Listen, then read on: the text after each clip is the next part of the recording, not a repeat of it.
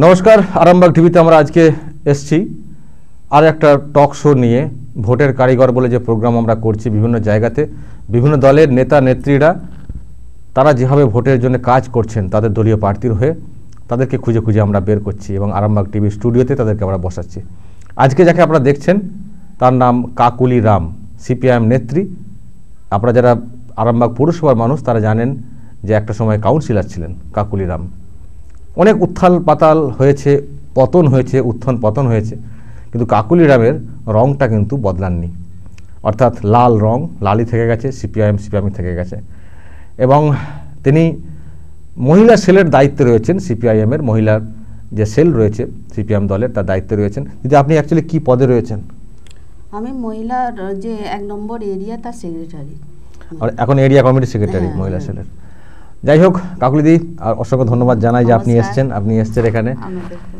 আমি যে জন্য আনছি বা আপনাদের মতো লোকজনদেরকে খুঁজে খুঁজে আমরা বের করছি, সেটা হচ্ছে যে ভোট তো এখন প্রচার চলছে, একটা খুব জোর প্রচার চলছে। আপনারা এই মহিলা সেলের তরফ থেকে কীভাবে প্রচার করছেন আপনাদের প্রার্থীর হয়ে? গত আমাদের 24শে মার্চ আমাদের একটা সম্মেলন হয়েছে মহিলাদের। সেখানে আমরা একটা গ্রুপ তৈরি করেছি মেয়েদেরকে নিয়ে, 13 জন মহিলাদের নিয়ে, যারা আমরা এই ভোটের সময় বাড়ি বাড়ি প্রচার করব, মেয়েদের তাদের সমস্যার কথা শুনবো, বা আমাদের যে সব লিফলেট আছে সেগুলো বিলি করব। আমাদের যে আরামবাগ লোকসভা কেন্দ্রে প্রার্থী শক্তিমোহন মালিককে তাদের ভোট দেওয়ার জন্য আবেদন করব। এটা করছেন আপনারা কি প্রার্থীর সঙ্গে পাড়ায় পাড়ায় ঘোরা? আমরা প্রার্থীর সঙ্গে মেয়েদের সহ আমাদের যে কর্মী সমর্থক রয়েছে তাদেরকে নিয়ে আমরা বাড়ি বাড়ি 1 নম্বর ওয়ার্ড, 2 নম্বর ওয়ার্ড, 13, 19 বাড়ি বাড়ি মানে প্রার্থীকে নিয়েও প্রচার করছেন। ওকে, মহিলারা সাড়া দিচ্ছেন এখন? হ্যাঁ, মহিলারা তাদের তো ভয় ভীতি সন্ত্রাস আছে, তারা তবু অনেক উপেক্ষা করে আস্তে আস্তে বেরোচ্ছে মেয়েরা। এই যে ক্যান্ডিডেট শক্তিমোহন মালিক, আমরা যেটা জানলাম যে কদিন আগে 13 নম্বর ওয়ার্ডে তিনি ভিজিট করেছেন, এরকম আরো অন্য জায়গায় করছেন। আপনার ওয়ার্ড কোথায়? আমার ওয়ার্ড 2 নম্বর ওয়ার্ড। ওখানে গেছেন? হ্যাঁ, 2 নম্বর ওয়ার্ডে গেছি, পারুলে ছিলাম, তারপর আমরা সার্কাস মাঠে ছিলাম, বাঁধপাড়ায় ছিলাম, আমরা প্রার্থীকে নিয়ে প্রচার করেছি।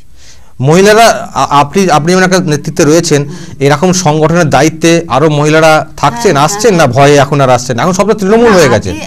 না, তৃণমূল হয়নি, যারা আছে ঠিক তারা আছে, কিন্তু এটা কি তারা ভয়েতে ভীত আর কি, যে বেরোবো। তারা নানা রকম সাংসারিকেতেও তো মানে মহিলাদের বেরোনা তো সহজে হয় না, তারা তো নানা রকম সাংসারিক কাজকর্ম সেরে তারপরে তাদের প্রচারে আসা, তো আসছে। ভয় ভীতি সন্ত্রাস উপেক্ষা করে তারা মানে আমাদের প্রচারে আসছে।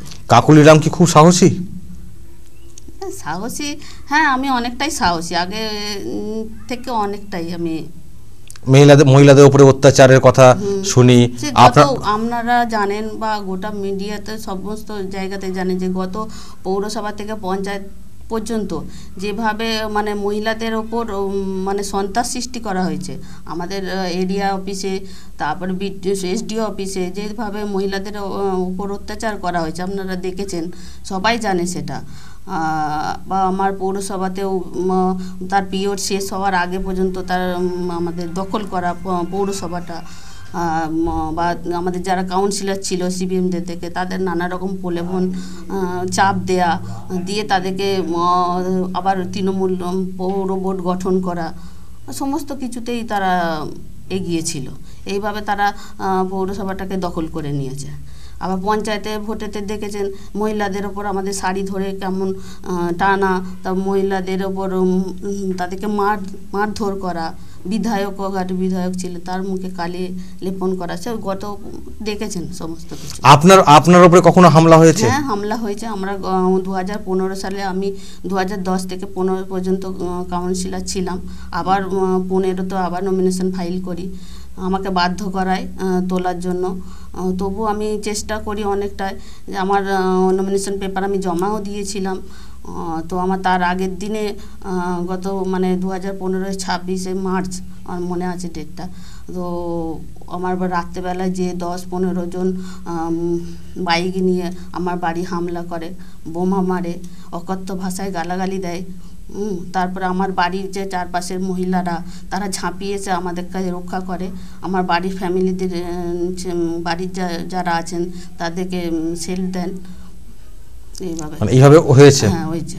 তারপরে তো কেস আছে, কটা কেস খেয়েছেন? মিথ্যা কেস আছে আমার নিজের আছে, হাইকোর্ট পর্যন্ত আমার কেস গেছে। কি কেস দিয়েছে? সেটা আমার সার্টিফিকেট নিয়ে।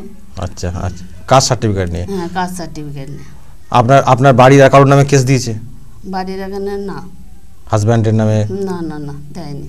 মানে আমার যারা পার্টির একনিষ্ঠ কর্মী সমর্থক তাদের নামে মিথ্যা মামলা। তো এত মিথ্যা মামলা, এত কেস হাইকোর্ট পর্যন্ত গড়াচ্ছে, এখনো দলটা করছেন? হ্যাঁ, ভালোবেসে। আর কাকে ভালোবাসছেন? লোক তো বলছে সিপিএম নাকি সাইনবোর্ড হয়ে গেছে। না, মোটেও না। সিপিএম তো সাইনবোর্ড হয়ে গেছে। সিপিএম একদম না, সাইন হয় না। আপনি দেখেছেন সোশ্যাল মিডিয়ায়, দেখুন না, আস্তে আস্তে সমস্ত মানুষ আবার তারা ঠিক ভুল বুঝতে পারছে। সরকার কি বলেছিল, কি দিয়েছে, এই তো এত কিছু মানুষ আমাদের বলেছিল 15 লক্ষ বছরে 1 লক্ষ বেকারের চাকরি হবে, সেখানে চাকরি কোথায়, কি কিছুই হয়নি। তারপরে আমাদের টাকার যে আমাদের কালো টাকা উদ্ধার করে 15 লক্ষ করে অ্যাকাউন্টে ঢোকাবে, সেখানেও কিছু। সে তো বিজেপি বলেছিল। হ্যাঁ, কেন্দ্রে বলেছিল। আর তৃণমূল কংগ্রেস তো অনেক কিছু কাজ করেছে। তৃণমূল কংগ্রেস তো কন্যাশ্রী দিচ্ছে, রূপশ্রী দিচ্ছে। নিরাপত্তা আছে মহিলাদের নিরাপত্তা কোথায়? যা কিছু ঘটনা হচ্ছে মিথ্যা সাজানো। শুধু আপনি এসডি অফিস চত্বরে ঘটনাটা দিয়েই বলছেন। আপনাদের তো মুখ্যমন্ত্রী নিজে মহিলা। হ্যাঁ, শুনি দেখুন, এগুলো তো আমাদের দেখাচ্ছেন আপনারা সমস্ত কিছু ঘটনা, সেগুলো সবই তো বলছেন উনি যে সাজানো ঘটনা, মিথ্যে ঘটনা। একটা মহিলাদের ওপর অত্যাচার হচ্ছে, সেটাও বলছে সাজানো ঘটনা। আপনাদের আমলে হয়নি? বাম আমলে হয়নি এইসব মহিলাদের উপর অত্যাচার হয়নি? বলুন, মানে মহিলাদের উপর অত্যাচার হয়নি? বাম আমলেও তো হয়েছে। এগুলো তো কিছু কিছু একটা ঘটনা উনি বলছেন যে একটা বিচ্ছিন্ন ঘটনা। আমাদের বলেছে যে এটা তদন্ত করা হোক। তিনি সেটা আমাদের তো বলেনি যে হ্যাঁ এটা মিথ্যা ঘটনা, সাজানো ঘটনা। আমাদের বলেছে তদন্ত করা হোক, যদি হ্যাঁ সেটা হয়ে থাকে তাহলে তার শাস্তি হবে। ওকে, আপনি বলছেন নিরাপত্তা নেই, যে দলের নিরাপত্তা নেই সেই দলেই, ওই জন্য কি আপনি সেই দলে যাননি? সবাই যখন চলে গেলেন, অনেকেই আছেন, সঞ্চিতা মণ্ডলের কথা মনে পড়ে? আমাদের কাউন্সিলর ছিলেন 1 নম্বর ওয়ার্ড। কোন দলের ছিলেন? সিপিআইএম। তিনি কি দল চেঞ্জ করেছিলেন? তৃণমূল। তো তিনি চলে গেলেন, আপনি গেলেন না? আমি যাইনি। আপনাকে যাওয়ার কথা বলা হয়েছিল? হ্যাঁ, যাওয়ার কথা বলা হয়েছিল, চাপ দেওয়া হয়েছিল, কেস দেওয়া হয়েছিল, মিথ্যা কেস দেওয়া হয়েছিল, নানা রকম ভাবে চাপ। কি পান এত দলে, সিপিএম এ, যে আপনি এই দলটাকে? আমি গরিব মানুষের থাকে, এদের একটা নীতি আছে, মানুষের ক্ষেত মজুর, কৃষক, গরিব মানুষ যারা খেটে খায় তাদের কাজ করা। এই কাজের মাধ্যমে আমার ভালো লাগে এদের কাজ করতে, আমি তাই এর জন্য সিপিএম পার্টিটা করি। সঞ্চিতা মণ্ডল কাজের সুযোগ পাননি যখন চেঞ্জ করেছিলেন নিজেকে? তা ভয় সন্ত্রাসে গেছে, আমি সেটাকে উপেক্ষা করে থেকেছি। মানে আপনি খুব সাহসী মহিলা আর কি। যাই হোক, এখন যে উপেক্ষা করে থেকেছেন, তারপরে এখন তো কাজের সুযোগটা কম আপনাদের, এখন তো ক্ষমতায় দল নেই সেরকম যে মানুষের পাশে থাকবেন, কোনো সাহায্য সহযোগিতা করবেন সেটা নেই। এখন কিভাবে থাকছেন পাশে?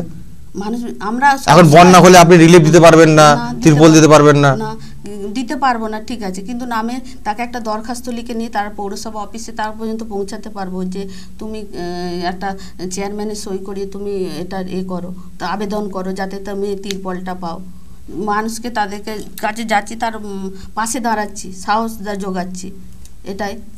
আপনি সবাই চেঞ্জ করলেন, আপনাদের সুজিত রেজা চেঞ্জ করলেন, সবাই চেঞ্জ করে, হ্যাঁ চেঞ্জ করেছেন, আপনি একমাত্র রয়ে গেলেন। কারণ চেয়ারম্যান যিনি আছেন স্বপন নন্দী, তিনি তো খুব ভালো মানুষ, মাটির মানুষ, মামাটি মানুষের মানুষ, যাই বলি না কেন, তো তাকে চেয়ারম্যান হিসেবে দেখেও আপনি আপনার নীতিটা বদলালেন না?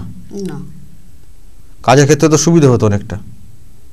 না, আমার কাজের ক্ষেত্রে সুবিধা কি হতো আমি জানি। গোপাল কাজের আমলে কাজ করেছেন? হ্যাঁ, আমি প্রচুর কাজ করেছি, বিশেষ করে গরিব মানুষদের অনেক সবার কাজ করেছি আমি। গোপাল কজ যখন ছিলেন তখন আপনি কাউন্সিলর হয়েছিলেন, সেই সময় অ্যাজ এ চেয়ারম্যান গোপাল কজকে পেয়েছেন, আবার শেষের দিকে শুধু কাউন্সিলর হয়ে গেলেন, চেয়ারম্যান পেলেন স্বপন নন্দীকে। তো কাকে নিয়ে কাজ করাটা সুবিধা হচ্ছিল?